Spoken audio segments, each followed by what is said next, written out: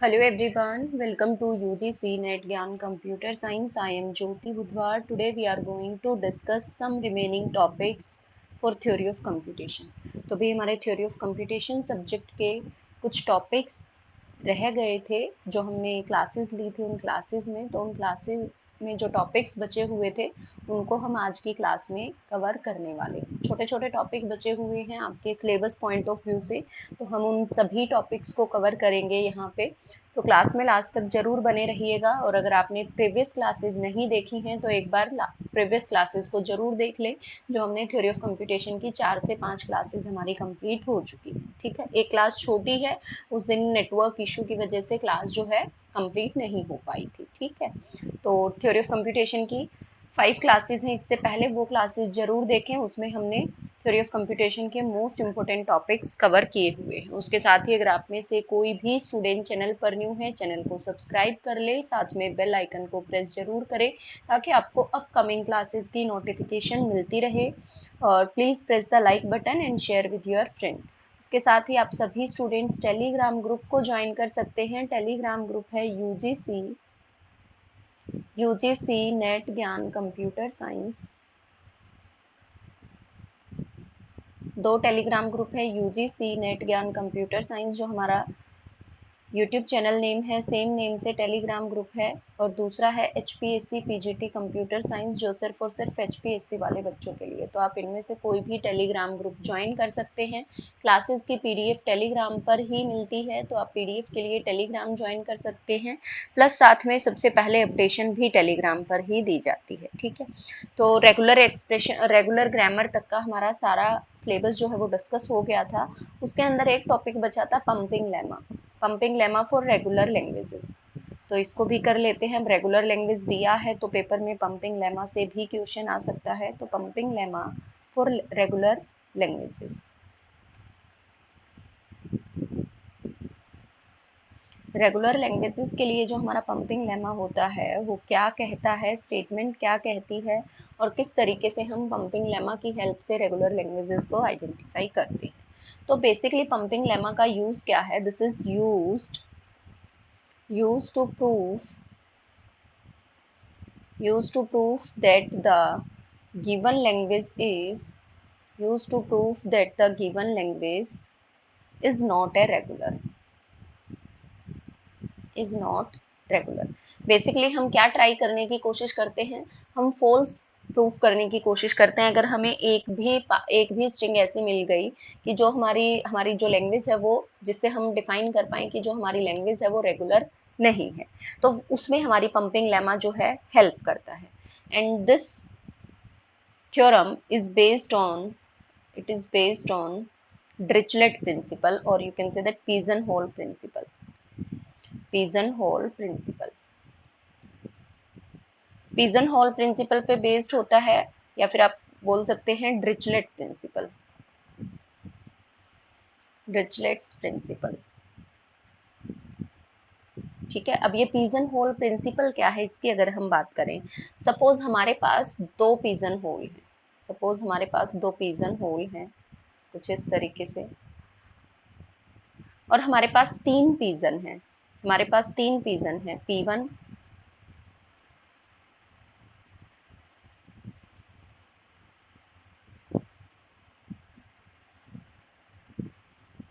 Pigeon तो नहीं लग रहा, लेकिन हाँ जैसा भी है आपको इसको पिजन की तरह ही समझना है। सो हमारे पास तीन पिजन हैं,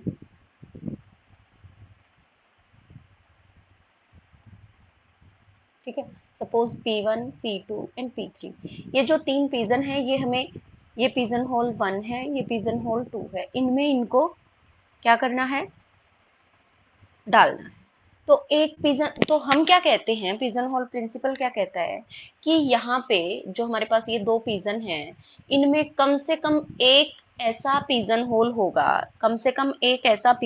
होगा, जिसमें जिसमें दो जिसमें दो या दो से ज्यादा पिजन आएंगे, कहने का मतलब क्या है? सपोज तीन है भाई, P1 इसमें चला गया, P2 इसमें चला गया, तो इस P3 को, P2 इसमें चला गया, अब इस P3 को या तो वो इसमें जाएगा या तो वो इसमें जाएगा, लेकिन जिसमें भी जाएगा, सपोज इसमें गया तो भी यहाँ पे 2 हो गए, अगर वो इसमें जाता है तो भी यहाँ पे 2 हो गए।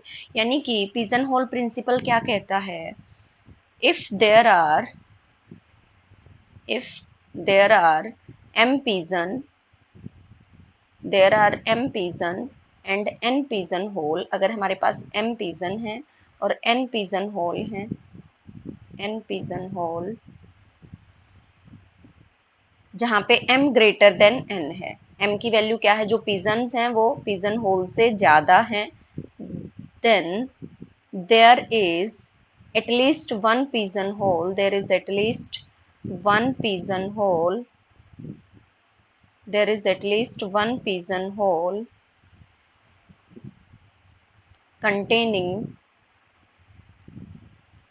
two or more pigeons, two or more pigeons, जहाँ पे एक पिजन होल ऐसा होगा जहाँ 2 या 2 से ज्यादा पिजन्स उस पिजन होल में प्लेस होने वाले। ठीक है, तो यानी कि पिजन होल प्रिंसिपल क्या कहता है, अगर हमारे पास सपोज m पिजन है, n पिजन होल है और जबकि कंडीशन क्या है, m की वैल्यू n से ज्यादा है, तो कम से कम एक पिजन होल ऐसा होगा, एक पिजन होल ऐसा होगा जहाँ पे 2 या 2 से ज्यादा पिजन्स आने वाले हैं। क्लियर है? आई होप ये स्टेटमेंट सभी को क्लियर होगा, और ये जो प्रिंसिपल है ये बहुत ही यूज होने वाला प्रिंसिपल है। अब अगर हम फाइनाइट ऑटोमेटा की टर्म्स में समझने की बात करें इस पर्टिकुलर स्टेटमेंट को, if a finite automata has n states, अगर हमारे फाइनाइट ऑटोमेटा में कितनी स्टेट हैं, n स्टेट हैं, and it accept at least one string w, it accept at least one string w, ये कम से कम एक स्ट्रिंग w को एक्सेप्ट करेगा with mod w greater than equal to n, जो उसका लेंथ होगा स्ट्रिंग का वो ग्रेटर देन n होगा, then it accept infinite number of strings, infinite number of strings. अगर कोई एक स्ट्रिंग ऐसी है जिसकी लेंथ कितनी है, सपोज हमने ऐसे ऐसे बहुत सारे फाइनाइट ऑटोमेटा बनाए हैं जिनमें हमारे पास स्टेट्स 2 हों, और जबकि हमारे जो स्ट्रिंग है उसकी लेंथ आपकी 2 से ज़्यादा है, क्योंकि हम लूप लगा देते हैं 2 से ज़्यादा है, तो वहाँ पे आपकी इनफाइनाइट नंबर ऑफ स्ट्रिंग्स जो हैं वो जनरेट होने वाली हैं, होती हैं, ऐसा हमने देखा है, बहुत फाइनाइट ऑटोमेटा हमने ऐसे बनाए हैं।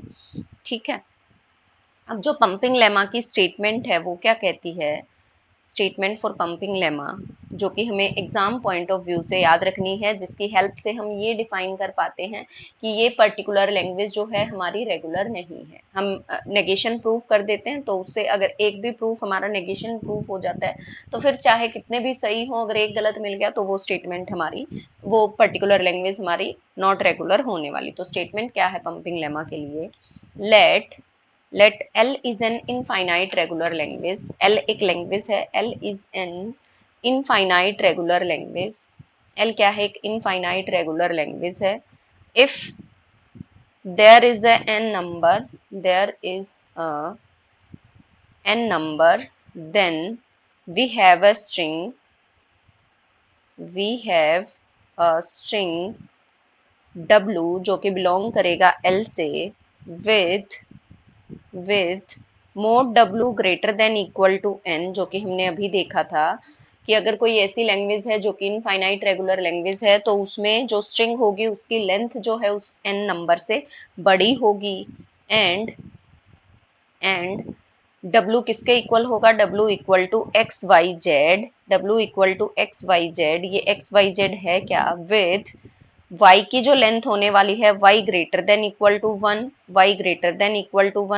And x y less than equal to n, y greater than equal to 1 और x y greater than equal to n, then x y raise to power i z belongs to L for all i equal to 1 2 3 and up to so on, कुछ इस तरीके से।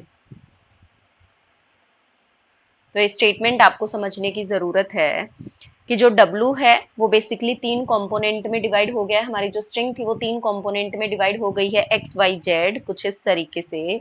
और वहाँ पे basically हमारे पास एक साइकिल प्रेजेंट है, एक साइकिल प्रेजेंट है मशीन में, जो कि y जो है, y के ऊपर साइकिल लगी हुई है, i की पावर लगा दी, i की वैल्यू आपकी 0 1 2 3, वो डिपेंड करेगा कितनी बार आप उस लूप को चलाना चाहते हैं। i की लेंथ जो होगी वो ग्रेटर देन इक्वल टू 1 होगी, ग्रेटर देन इक्वल टू 1 होगी। और साथ में एक्स वाई की जो लेंथ होने वाली है वो लेस देन इक्वल टू 1 होने वाली है, less than equal to n होने वाली है। ठीक है, ये जो है x y x into y raise to power i z belongs to L, this is the pumping, बार बार पंप करना, मतलब उस पर्टिकुलर लैंग्वेज के उस पार्ट को पंप करना जो जिससे हमारी infinite number of strings generate होती हैं।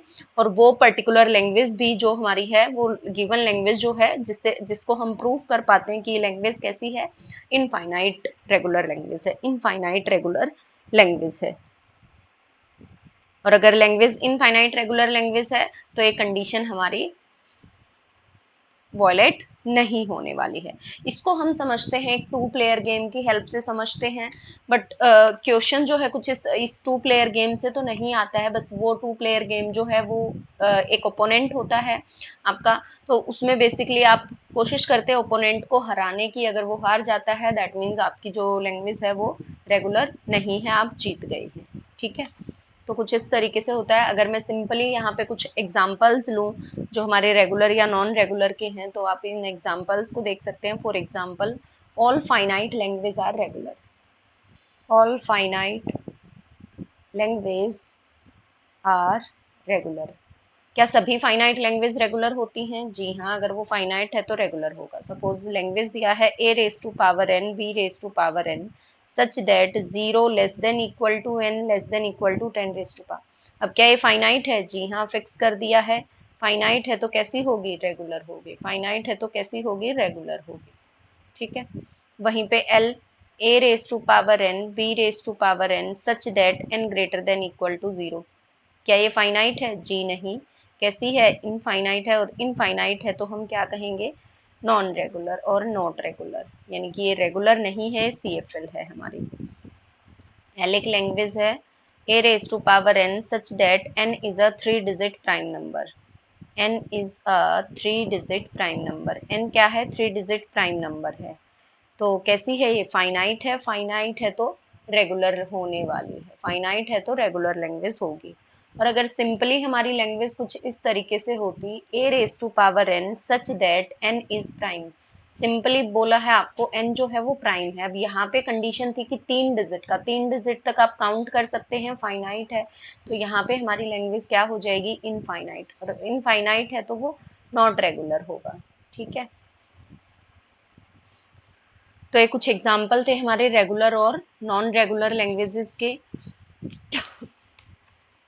उसके बाद आता है, उससे अलग हमने क्लोजर प्रॉपर्टी समझ लिया था, रेगुलर लैंग्वेज की क्लोजर प्रॉपर्टी कौन कौन सी हैं। नेक्स्ट पॉइंट आता है हमारे पास CFG के लिए। नेक्स्ट लैंग्वेज लैंग्वेज कौन सी है? हमारी CFL। और उस लैंग्वेज के लिए हमें क्या पढ़ना पड़ता है? CFG, that is context free grammar. तो CFG क्या कहता है? CFG stands for context free grammar, context free grammar. ठीक है, अब CFG ग्रामर, हमने रेगुलर ग्रामर देखा। रेगुलर ग्रामर हमारी कैसी होती है? या तो राइट लीनियर होती है, राइट लीनियर ग्रामर होती है, या तो लेफ्ट लीनियर ग्रामर होती है। इनमें से कोई भी है तो वो हमारी क्या होगी? Regular grammar. अब हमें कंडीशन देखना है कि किस टाइप के प्रोडक्शन रूल्स हमारे कंटेक्स्ट फ्री ग्रामर में आते हैं। तो ये ग्रामर जी, कंटेक्स्ट फ्री ग्रामर हम किसे कहेंगे? ए ग्रामर जी, ग्रामर में हमारे पास 4 कंपोनेंट होते हैं। VTSP is called context free grammar, is called context free grammar. CFG if all the production rules, all the production rules are in following form, are in the following form। अगर हमारे सारे production rules कुछ इस form में हैं, form किस form में हमें मिलने वाले हैं सारे production rules, A goes to X, A goes to X, production rules का जो फॉर्मेट रहेगा वो कैसा रहेगा, A goes to X। अब यहाँ पे A क्या है, A बिलोंग करेगा सिंगल वेरिएबल से, A किससे बिलोंग करेगा, सिंगल वेरिएबल से, ठीक है। वहीं पे जो x है आपका वो बिलोंग करेगा वेरिएबल और यूनियन, वेरिएबल और टर्मिनल के यूनियन से, यानी कि any number of combination of variable and union, variable and terminal symbol, उनके यूनियन से कोई भी पॉसिबल कॉम्बिनेशन आपका x हो सकता है, यानी कि राइट हैंड साइड में टर्मिनल हो, नॉन टर्मिनल हो, कुछ भी हो वो चलेगा। क्लियर है। उसके साथ ही अगर अब हमने हियरार्की देखा था कि पहले हमारी रेगुलर ग्रामर आती है, फिर हमारी CFG आती है, फिर हमारी CSG आती है। तो जितनी भी रेगुलर ग्रामर होंगी, जितनी भी रेगुलर ग्रामर होंगी, क्या वो सारी CFG होने वाली हैं? जी हाँ, all regular grammar, all regular grammar are CFG, सभी रेगुलर ग्रामर क्या होंगी, CFG होंगी। This statement is true, this statement is true. अब कुछ ग्रामर देखते हैं और समझने की कोशिश करते हैं कि कौन कौन सी ग्रामर हमारी कंटेक्स्ट फ्री ग्रामर होने वाली है, ठीक है। फॉर एग्जाम्पल, फॉर एग्जाम्पल हमने एक लैंग्वेज लिया था थोड़ी देर पहले, a raise to power n b raise to power n such that n greater than equal to 0। ये क्या रेगुलर थी? नहीं थी, रेगुलर तो नहीं थी ये वाली लैंग्वेज हमारी, यानी कि ये क्या हो सकती है, CFL हो सकती है। अब CFL होगी तो एक बार इसके लिए हम ग्रामर जनरेट करते हैं इस लैंग्वेज के लिए, तो ग्रामर कुछ ऐसे होगी, s goes to A is followed by B, यानी कि जैसे जैसे A बनेगा उसके साथ ही B बनेगा, और एनी पॉसिबल कॉम्बिनेशन हो सकता है, और n की वैल्यू अगर 0 होगी तो नल भी रहेगा। अब ये क्या कैसी लैंग्वेज है, क्या ये लीनियर ग्रामर है? क्या ये लीनियर ग्रामर है? जी हाँ। तो अगर कोई लीनियर ग्रामर है और साथ में अगर हम बात करें, हमने CFG का अभी अभी प्रोडक्शन रूल देखा, प्रोडक्शन रूल कुछ इस तरीके से होता है, A गोज टू X। क्या इधर एक सिंगल वेरिएबल है? जी हाँ। इधर आपका कोई भी पॉसिबल कॉम्बिनेशन हो सकता है, स्टार है तो नल भी हो सकता है, तो कोई भी पॉसिबल कॉम्बिनेशन हो सकता है। तो क्या ये ग्रामर हमारी CFG भी है? जी हाँ है, ठीक है, क्लियर है। लेकिन अगर हम बात करें कि अगर वो CFG होगी तो लीनियर ग्रामर भी हो, ऐसा जरूरी नहीं है, ऐसा जरूरी नहीं है। कुछ ग्रामर ऐसी भी हो सकती हैं जो हमारी CFG हो बट लीनियर ना हो, ठीक है। फॉर एग्जाम्पल एक एग्जाम्पल लेते हैं, W belongs to A comma B star such that number of a's in W equal to number of b's in W। अगर हमारे पास नंबर ऑफ एज जो हैं वो B, नंबर ऑफ बीज हमारी कोई स्ट्रिंग है सपोज AB, तो उसमें नंबर ऑफ एज और नंबर ऑफ बीज हमारे क्या होने चाहिए, इक्वल होने चाहिए। तो यानी कि किस टाइप की स्ट्रिंग्स हमारी जनरेट होंगी, क्या नल होगा उसमें? जी हाँ। क्यों? क्योंकि नल में ना ए ही नहीं है तो बी ढूंढने की जरूरत नहीं है। क्या ए बी हो सकता है? हाँ हो सकता है। क्या बी ए हो सकता है? जी हाँ हो सकता है। तो इस तरीके से एनी पॉसिबल कॉम्बिनेशन हमारे हो सकते हैं, number of a's and number of b's हमारे जिसमें इक्वल हो। तो इसके लिए अगर हम ग्रामर की बात करें तो ग्रामर कुछ इस तरीके से होगी, S goes to, S goes to a S b, जब जब ए बनेगा तो बी भी बनेगा। एक और प्रोडक्शन रूल की अगर हम बात करें, जब जब बी बनेगा तो ए भी बनेगा। अब ए बी भी पॉसिबल है, बी ए भी पॉसिबल है। क्या नल भी पॉसिबल है? जी हाँ नल भी पॉसिबल है। और इसी चीज को आप बार बार रिपीट कर सकते हैं, कितने ही number of a's, a b या फिर ए बी ए, कुछ इस तरीके से। तो उसके लिए हम क्या कर देंगे, डबल एस, डबल एस, ठीक है। अब ये ग्रामर क्या आपकी लीनियर ग्रामर है? नहीं है, लीनियर ग्रामर तो नहीं है, बट क्या ये आपकी CFG है? जी हाँ है। तो ये ग्रामर आपकी कैसी है? CFG है। और अगर ये ग्रामर CFG है तो ये लैंग्वेज भी, ये लैंग्वेज कैसी होगी?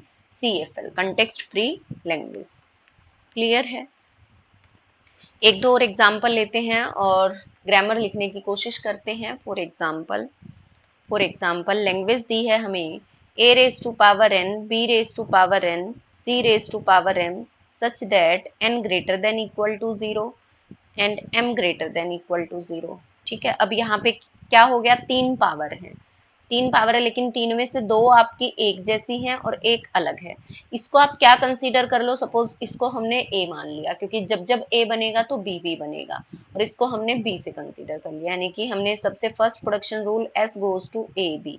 अब ए से हमारा क्या बन रहा है, ए ए बी, ए से हमारा क्या बन रहा है, ए ए बी, नल भी हो सकता है, और इस बी से हम क्या बना रहे हैं, नंबर ऑफ सीज, तो यानी कि सी बी और नल भी हो सकता है, सी बी नल भी हो सकता है। आप इसको बी सी भी लिख सकते हैं, आगे बी पीछे सी भी लिख सकते हैं, वो भी आपका वैलिड ग्रामर होने वाला है। This is your C F जी।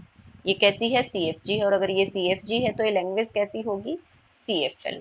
हमने ऐसे ही रेगुलर के लिए किया था, हमने लैंग्वेज ली थी और उस लैंग्वेज के पर्सपेक्टिव हमने ग्रामर लिखने की कोशिश की थी, और जिन लैंग्वेजेस की हम ग्रामर लिख पा रहे थे, रेगुलर लैंग्वेज, जिस लैंग्वेज के लिए हम रेगुलर ग्रामर लिख पा रहे थे, वो हमारी क्या थी, रेगुलर लैंग्वेज थी। ठीक है, फॉर एग्जाम्पल अगर मैं थोड़ा सा इस लैंग्वेज को ट्यून करूं, a raise to power n, b raise to power m, c raise to power n, such that n greater than equal to zero और m greater than equal to zero.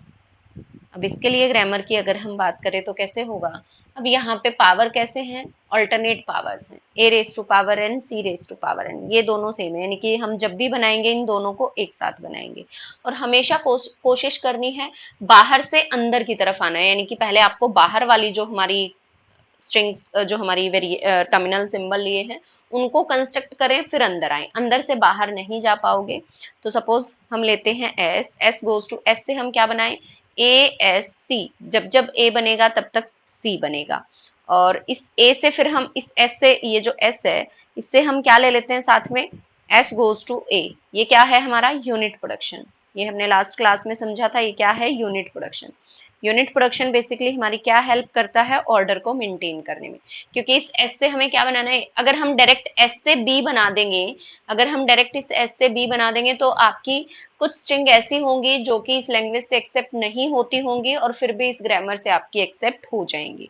Suppose अगर मैं बात करूँ S goes to a S c, और फिर से दोबारा से इस एस से ही मैं बी एस, नंबर ऑफ बीज बना दूं, नंबर ऑफ बीज बना दूं, तो ऐसा हो सकता है कि पहले मैं बी एस कर दूं और फिर उसके बाद बी, इस एस को मैं टर्मिनेट कराऊं फर्स्ट प्रोडक्शन रूल से ए एस सी। तो ऑर्डर मैटर करता है, यहाँ पे ऑर्डर मैटर करता है, ए बी और सी, तो हमें ऑर्डर को प्रिजर्व करने के लिए यूनिट प्रोडक्शन यूज करते हैं, एस गोज टू ए, और अब इस ए से हम क्या बनाएंगे, हम नंबर ऑफ बीज बनाएंगे, बी ए और null, any number of strings containing with b हमारी इस ए वाले प्रोडक्शन रूल से स्टार्ट हो जाएंगी। क्लियर है, so this grammar is your C F G, और अगर ये सी एफ जी है तो ये लैंग्वेज क्या रही होगी, सी एफ एल, ये लैंग्वेज क्या रही होगी, सी एफ एल। क्लियर है, आई होप ये जितने भी एग्जाम्पल्स हमने किए हैं ये एग्जाम्पल आप लोगों को क्लियर हो गए होंगे।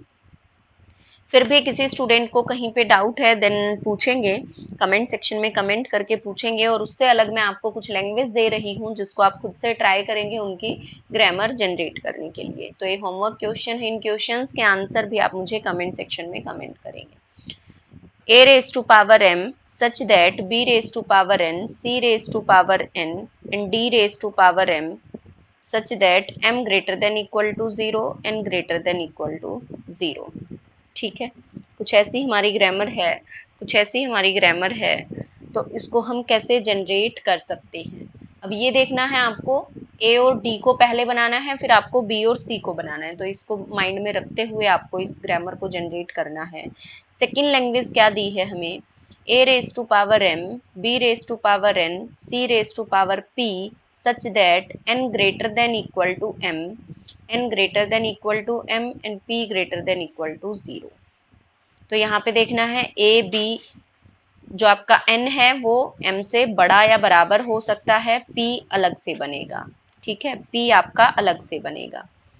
सेम एक और लैंग्वेज देते हैं l, a raise to power m, b raise to power n such that c raise to power p such that n not equal to p। जो n है वो आपका p के इक्वल नहीं होना चाहिए, यानी कि n आपका p से बड़ा हो सकता है या n आपका p से छोटा हो सकता है। ठीक है, उससे अलग एक और मेथड है, उसको भी यहाँ पे ले लेते हैं। लैंग्वेज एल क्या कहती है, a raise to power m, b raise to power n, c raise to power p, such that p equal to m plus n. यानी कि जो पी है ये कैसा हो जिसमें एम और एन दोनों की पावर का एडिशन हो। तो हम इसको कैसे बनाएंगे, तो ये कुछ लैंग्वेजेस दी हैं जिनका आपको CFG लिखना रहेगा, जिनका आपको CFG लिखना रहेगा। जिस क्वेश्चन में डाउट रहेगा वो क्वेश्चन हम कर लेंगे, ठीक है। उसके बाद यहाँ पे हम स्टडी करते हैं साथ में left most derivation and right most derivation, वो हमने किए हुए हैं, कंपाइलर में कर लिए हैं।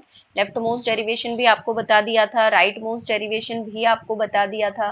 लेफ्ट मोस्ट डेरिवेशन सेम किसी एक पर्टिकुलर स्ट्रिंग के लिए आप एक या एक से ज़्यादा डेरिवेशन बना सकते हैं, और अगर एक या एक से ज़्यादा डेरिवेशन हम बनाते हैं तो वो ग्रामर हमारी कैसी हो जाती है, एम्बिग्यूअस हो जाती है। मैं यहाँ पे एम्बिग्यूअस ग्रामर की डेफिनेशन जरूर लिखवा देती हूँ, क्योंकि हम लेफ्ट मोस्ट डेरिवेशन और राइट मोस्ट डेरिवेशन स्टडी कर चुके हैं, ठीक है।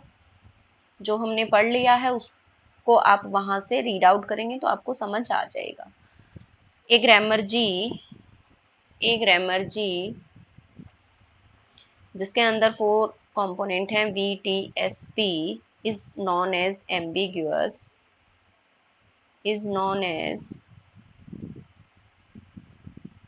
ambiguous grammar if there exist at least one string, कम से कम एक स्ट्रिंग वहां पे ऐसी एग्जिस्ट करती हो, W belongs to L of G which has two or more LMD, two or more LMD, LMD stands for left most derivation. एक स्ट्रिंग ऐसी हो, कम से कम एक स्ट्रिंग ऐसी हो जिसके दो या दो से ज्यादा लेफ्ट मोस्ट डेरिवेशन ट्री आप बना पा रहे हैं, या फिर दो या दो से ज्यादा राइट मोस्ट डेरिवेशन बना पा रहे हैं, राइट मोस्ट डेरिवेशन आप कंस्ट्रक्ट कर पा रहे हैं किसी एक पर्टिकुलर स्ट्रिंग के लिए, या फिर दो या दो से ज्यादा डेरिवेशन ट्री आप कंस्ट्रक्ट कर पा रहे हैं, टू और more derivation tree for any particular string. अगर एक भी स्ट्रिंग ऐसी है जिसके लिए हम तो LMD बना पाए और है तीनों में, आइदर ये कंडीशन फुलफिल हो या फिर ये हो, तो वो ग्रामर हमारी कैसी होगी, एम्बिगुअस होगी। और कंपाइलर में हमने कुछ केसेस ऐसे देखे थे जिसके हम जो है दो कम से कम दो LMD बना रहे थे, दो RMD बना रहे थे, और दो या दो से ज्यादा डेरिवेशन ट्री भी हमने कंस्ट्रक्ट करके देखे थे। तो वो लैंग्वेज हमारी कैसी थी, एम्बिग्यूअस ग्रामर थी। फॉर एग्जाम्पल, एक छोटा सा एग्जाम्पल लेती हूँ और समझाने की कोशिश करती हूँ। फॉर एग्जाम्पल हमारी ग्रामर कुछ ऐसे है, S goes to SS, S goes to A। क्या ग्रामर एम्बिग्यूअस है या नहीं, मैं पहले ही लिख रही हूँ एम्बिग्यूअस है। क्यों है भाई, सपोज फॉर एग्जाम्पल अगर मैं बात करूं, मेरी स्ट्रिंग है A⁻3, क्या मैं इस पर्टिकुलर स्ट्रिंग के लिए दो या दो से ज्यादा डेरिवेशन ट्री बना सकती हूँ, देखते हैं। एस से हमने फर्स्ट रूल को फॉलो किया, S goes to SS, फिर से मैंने सेकेंड वाले S को, नहीं तीन ही A, इस S को हमने A से डिराइव किया, and then S goes to SS, और फिर से इन वाले S को हमने फिर से A से एक्सपेंड किया, ठीक है। तो हमारा yield of this particular derivation tree हमारा क्या हुआ, A इंटू E, और you can say that A⁻3। क्या इससे अलग भी ये डेरिवेशन ट्री आपका 1 है, क्या इससे अलग भी डेरिवेशन ट्री हो सकता था, S goes to S। क्या हम इस वाले S को भी एक्सपेंड कर सकते थे, जी हाँ, it totally depends on us, हम किसी भी S को एक्सपेंड कर सकते थे। तो क्या यहाँ पे इस पर्टिकुलर ट्री का जो यील्ड है वो भी हमारा सेम है, A⁻3, तो ये डेरिवेशन ट्री 2 हो गया। तो अगर किसी एक ग्रामर के लिए हम दो या दो से ज्यादा डेरिवेशन ट्री बना पाते हैं तो वो ग्रामर हमारी कैसी होगी, एम्बिग्यूअस होगी। वो ग्रामर हमारी कैसी होगी, एम्बिग्यूअस होगी। तो एम्बिग्यूअस को आप समझ पाए कि एम्बिग्यूअस हम किसे कहेंगे। आप दो या दो से ज्यादा लेफ्ट मोस्ट डेरिवेशन भी कंस्ट्रक्ट कर सकते हैं, राइट मोस्ट डेरिवेशन भी आप कंस्ट्रक्ट कर सकते हैं, तो वो हमारा क्या होने वाला है, एम्बिग्यूअस ग्रामर। अब आता है कि एम्बिग्यूटी को हम रिमूव कैसे करते हैं। तो कंपाइलर में हमने लेफ्ट रिकर्शन समझा था, आपको याद हो तो कंपाइलर में मैंने आपको लेफ्ट रिकर्शन समझाया था। तो अगर मैं बात करूं removal of ambiguity from grammar, अगर किसी ग्रामर में हमारे पास क्या है, एम्बिग्यूटी है, तो उसको हम कैसे रिमूव कर सकते हैं फ्रॉम ग्रामर। किसी ग्रामर में हमारे पास अगर एम्बिग्यूटी है तो उसको हम कैसे रिमूव करेंगे, उसके लिए हमें लेफ्ट रिकर्शन रिमूव करना पड़ेगा। यानी कि वहां पे क्या होने वाला है, लेफ्ट रिकर्शन होने वाला है। क्या होने वाला है वहां पे, लेफ्ट रिकर्शन होने वाला है। तो अभी आपने यहाँ पे देखा होगा, क्या ये लेफ्ट रिकर्शन है, जी हाँ है। यानी कि हमें क्या करना है, सबसे पहले लेफ्ट रिकर्शन को रिमूव करना है। और लेफ्ट रिकर्शन को हम कैसे रिमूव करते हैं, सपोज ग्रामर क्या थी, S goes to S S, S goes to a. क्या स्टेप बताए थे लेफ्ट रिकर्शन को रिमूव करने के, जल्दी से बताओ।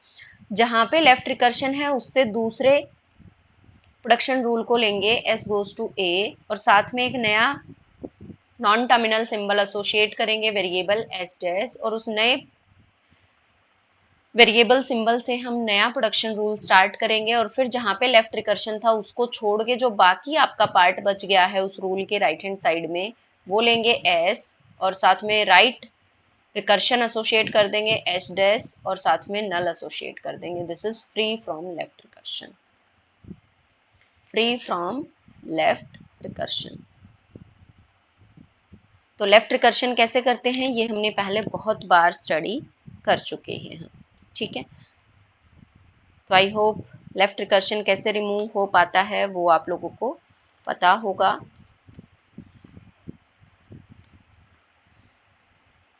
तो context free grammar, context free grammar हमारी क्या होती है, कैसे हम डिराइव कर पाते हैं, कौन कौन सी लैंग्वेजेस को आप कंटेक्स्ट फ्री लैंग्वेज में लाने वाले हैं, ठीक है।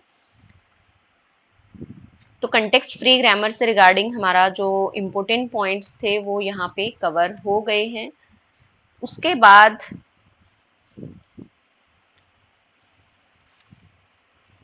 आपका सिंप्लीफाइड CFG आता है, simplification of context free grammar. अब कंटेक्स्ट फ्री ग्रामर जो है वो सिंपल नहीं है तो उसको सिंप्लीफाई करना पड़ता है। उसके लिए अलग अलग मेथड्स रहते हैं, लाइक हम यूनिट प्रोडक्शन को रिमूव करें, यूजलेस प्रोडक्शन को रिमूव करें, नल प्रोडक्शन को रिमूव करें, देन हमारी जो CFG है वो सिंप्लीफाई हो पाती है।